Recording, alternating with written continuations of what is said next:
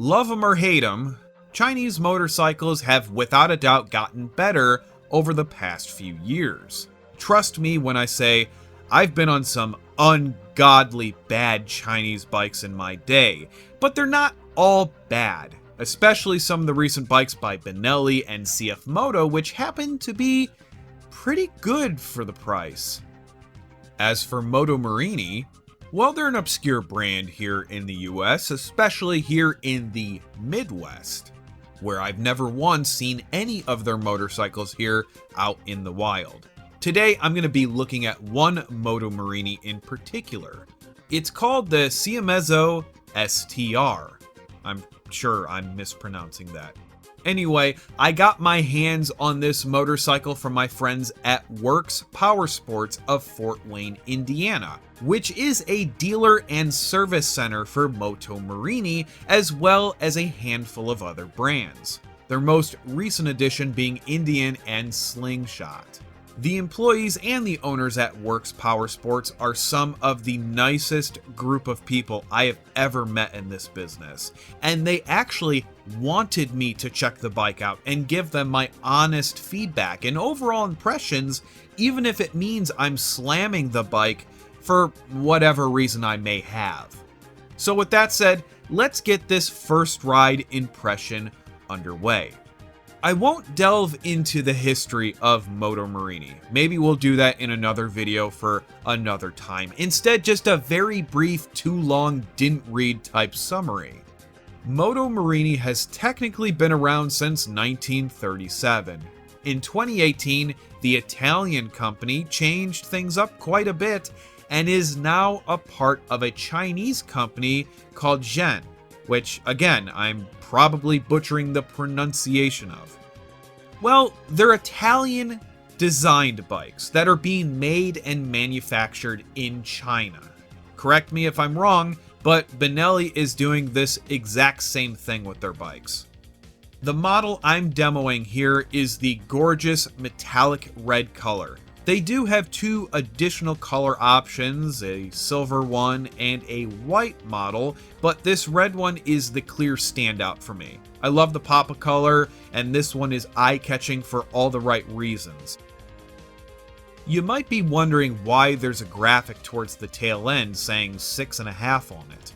I would imagine that it's because the bike is paying homage to the Moto Morini 3.5. which came out back in the early to mid 70s. A fantastic looking bike, and I've been told it's an absolute blast to ride. Back to the STR, which is what I'm going to be calling this bike on from here on out just because it's easier. It definitely has that Italian look to it. In fact, it reminds me a lot of Moto Guzzi's V7 mixed with some Japanese naked flair. It's an interesting look, and you know, I dig it. It MSRPs for $6,600 with tax and freight. You're probably looking upwards around $7,500, if not a little bit more, which really isn't all that bad considering the bikes are loaded from the gate. They come standard with LED lights all around, ABS Brembo brakes, tire pressure monitoring, backlit controls, nice Pirelli tires. It's definitely well equipped. There's a lot of premium stuff going on here. Though interesting is that Moto Morini opted for a swing arm mount for the license plate. I'm not totally sure why companies are starting to favor this. There's a Ducati that has this, as well as Indian's FTR, Benelli's TNT, and 502, just to name a couple. I would imagine it's to discourage wheelies, but you know that people are just going to put fender eliminator kits on it anyway. Just from looking at the bike, especially shoving my fat head up against it, I was very impressed with the quality and the fit and finish in particular. It doesn't look cheap at all, and if I didn't know any better, I would have never once guessed that this bike was manufactured in China. Just from owning, seeing, and riding several Chinese manufactured bikes before, this is a night and day difference compared to what I'm used to. To me, the quality of materials, the craftsmanship, and manufacturing is spot on comparable to that of mid-range cost of Japanese motorcycles. It certainly doesn't look cheap. It doesn't look slapped together in a rush. It looks very much like a solid, well-built machine. Other Chinese-made bikes should be taking notes from Moto Morini in that regard. So, if you know me by now, you would know that I am not really much a fan of full digital screens or super techy bikes at all. I like old school simple analog gauges with maybe a touch of tech here and there. The infotainment system was easy to figure out and navigate even for someone like me who's not used to this stuff. Even though it has more tech than I'm used to, the bike doesn't feature things like traction, stability control, or ride modes, and I am 100% fine with that. There is one thing about this whole infotainment system that bothers me. Well, no, I'm lying. In reality, it really pisses me off. Okay, so if you go on the website for Moto Morini on the features section of this bike, it reads Bluetooth connectivity, phone, music, and maps. This is technically true, but with one major caveat. To be able to utilize the Bluetooth features, obviously you have to pair your phone to it. Okay, fine, no problems. It makes you scan a QR code and you download an app to access this feature. So if you have earbuds in or a helmet that has some sort of Bluetooth device built in, you can go and make calls, listen to music, that sort of thing. All is good. The problem is the whole maps thing. While yes, you can have a GPS pinpoint your location and show where you are on the map the same way you could if you were like driving your car around using Google Maps or whatever else, you can't set up directions. So if I needed directions to, I don't know, a restaurant in Kalamazoo, for example, that's not allowed. Why? Well, because GPS directions are locked behind a paywall in the app. You have to pay extra to use this feature. It doesn't matter that you just spent all that money on this bike. Oh no, that feature is locked, almost mocking you, spitting you directly in your face. That's like going out and buying a Garmin GPS for however many dollars and having to pay extra per month just to have access to step-by-step directions. So that's probably answering some of your questions as to why I have my phone mounted to the handlebars and a GPS up on the screen. I'm glad I did too, because my phone ended up pointing out another key flaw with this bike, but I'll talk more about that later on.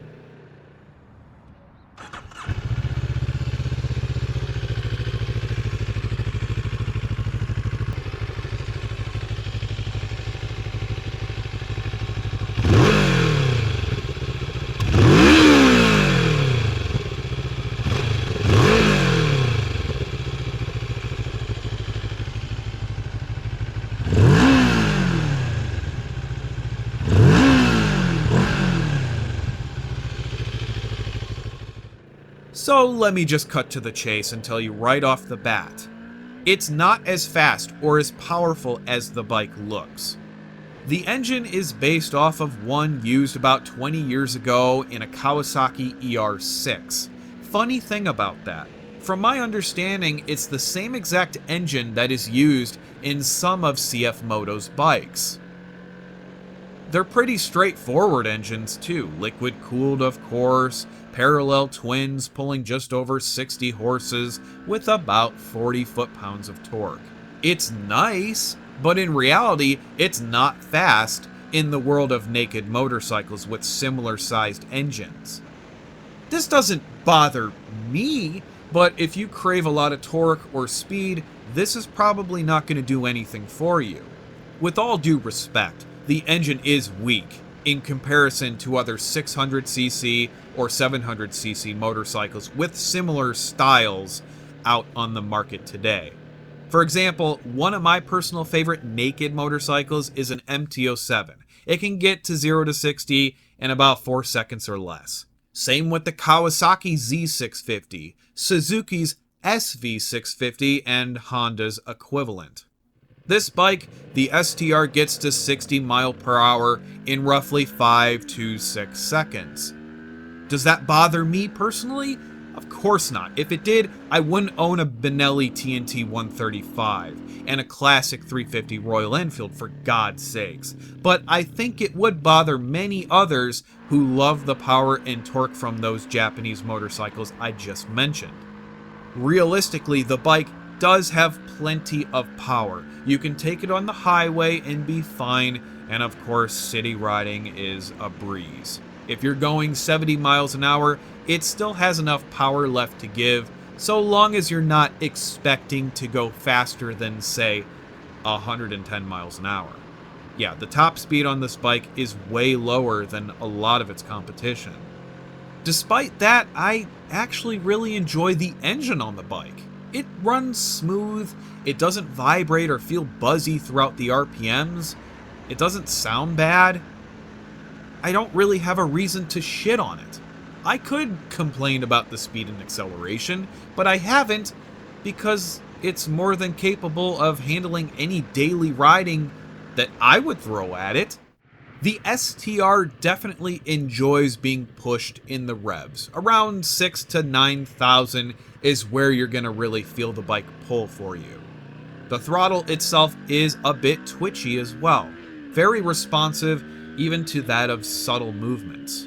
I did notice that if you lay off the throttle completely and even so much as give it like 10%, it does kick your head back a little bit depending on what gear and RPMs you're at, which is kind of a good thing for those of you who maybe don't have the best throttle control in the world. You'll learn a lot better on this because of that touchiness. Nice thing about the throttle, by the way, is how smooth it was going from that 10% to slowly reaching wide open throttle. It wasn't noticeably choppy. I didn't feel any weird dead spots when gassing it. It actually was great. I have zero complaints. Except for one key thing, and it does involve the infotainment system again. Actually, it's the speedometer in particular. I noticed, oh wow, this thing is wildly inaccurate. It's impossible to see on my phone due to the glare, but I promise you that the faster I was going, the more inaccurate the speedometer was reading. Why is this a concern? Well, let's say you're going 75 miles an hour on the highway. Well, you're really only going 67 maybe. That's a problem, and in some cases a hazard for the rider depending on where you're going. If I were to take this bike on I-94 to Chicago, even going 10 over the limit on the speedometer, I'll have every single car and semi flying around me, honking, and more than likely giving me the finger. All the while leaving me confused because I would have no idea what the problem is. I would be thinking everyone's a dick. Funny thing is that I had this same exact issue with my Benelli TNT 135.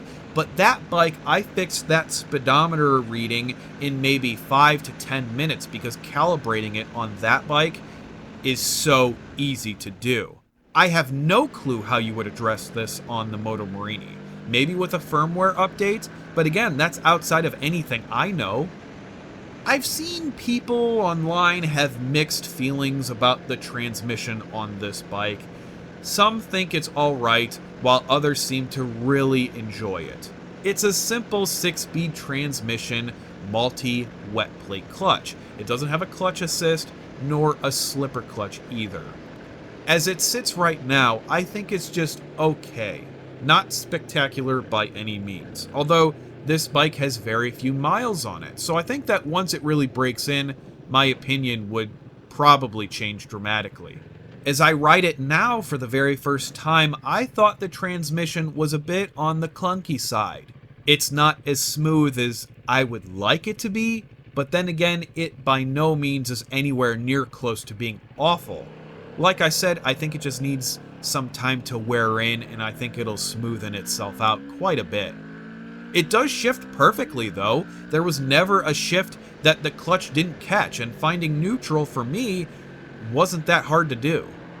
The clutch lever and its engagement point are both really good. The brake and the clutch levers are both adjustable, which is never a bad thing. I've heard some complaints about the lever being heavy. I don't really agree with this at all. Being on so many bikes that I have, if I were to rate the heaviness of that lever on a scale of 1 being light as a feather like my Kawasaki Versys and 10 being unbearably heavy, this is maybe a solid 5.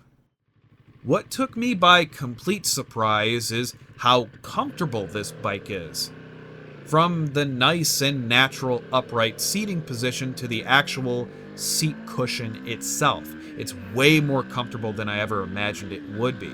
Look, I've been on all sorts of sport bikes, adventure bikes, nakeds, that aren't anywhere near as close to being as comfortable as this motorcycle is. Which is amazing, since that means I could ride this for hours and hours and be completely fine with it. With it not having a fly screen, yeah, you're going to get a lot of wind slamming against you when you're riding at high speeds, but that's typical for bikes like this anyway. I was also pretty happy with the suspension. Granted, it wasn't like I was throwing myself into potholes or going out of my way to hit anything, but in the event that I did hit a bump or drove into the typical trash Midwestern roads here, I didn't have any problems or any criticisms with it.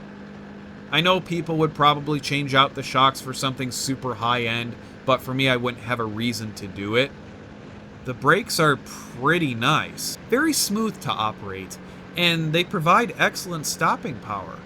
I've been on several newer motorcycles from various brands that don't have nearly as nice brakes as this motorcycle does here.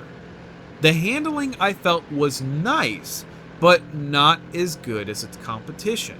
It's more than capable of being flicked around corners and handling most of anything you want to throw at it, but it's far heavier than its competition. The bike's curb weight is around 465 pounds. Most other nakeds with around the same engine size are about 20 to 60 pounds lighter. I would imagine this STR is the heaviest in its class, which of course would contribute to the fact that it is slower than its competition, if that matters to you.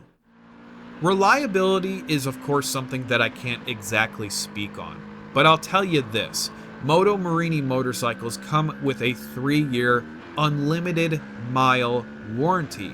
I haven't heard of any issues with these bikes from anyone online.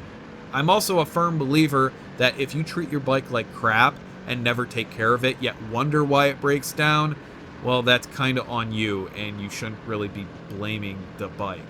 If anything, the only aspect that does have me a little worried is electrical components, but that's just based off of personal experience with other motorcycles. The engine and all of its mechanical parts, I doubt I would run into any major issues. People give Chinese bikes and scooters a lot of shit, some of which for good reason, but they have come a long way from the crappy Kemcos, the Taos, and those ungodly SSR bikes that I have been on in the past. See, here's the big question with all the things I've pointed out about the bike. Would I be upset with owning one of these Moto Morinis myself? The answer to that is no. I wouldn't at all, honestly. It's a very competent motorcycle. It just needs a few tweaks here and there to the software to really make it excel. The issue with the speedometer tracking several miles an hour faster than your actual speed is absolutely a concern. The fact that you have to pay to use the GPS function on a bike like this that already has maps built into the software is downright offensive. But all of this should be able to be fixed with, I would hope, a firmware update to the computer of the bike. However you go about doing that is, again, outside of anything I know how to do. The lack of acceleration and overall power of the bike and its heavy weight versus most, if not all of its competition doesn't exactly bother me, but I know it will for many others who expect the bike to be as fast or as nimble as, say, an MT-07, just for example here. So I guess what I would say is if you have a dealer by you, they are popping up more all over the US, and you have an even slight interest in this motorcycle, I would say check it out for sure. Give it a test ride and see for yourself. It's a gorgeous motorcycle with a lot of potential to be an excellent choice as a daily rider. For someone like me who's been riding motorcycles for over a decade now, I wouldn't have any problems having one of these bikes as a daily rider and being completely fine with it. Of course, again, I would change up the exhaust to something semi-obnoxious, but you don't have to do that if you don't want to. Is it my favorite mid-size naked motorcycle on the market? Realistically, hell no. But I really like the STR. It's a bike that really shouldn't be avoided or scoffed at. In the future, I do want to take a look at that SCR version of this motorcycle, but I won't do a full video like this because they're so similar. Maybe a comparison video between the STR and SCR showing the differences and why they matter? Who knows? Only time will tell. Of course, I have to thank my good friends at Werks Powersports of Fort Wayne for letting me pop by to make this video on the Moto Morini STR. Till next time, guys, thank you so much for watching, take care, and as always, ride safe.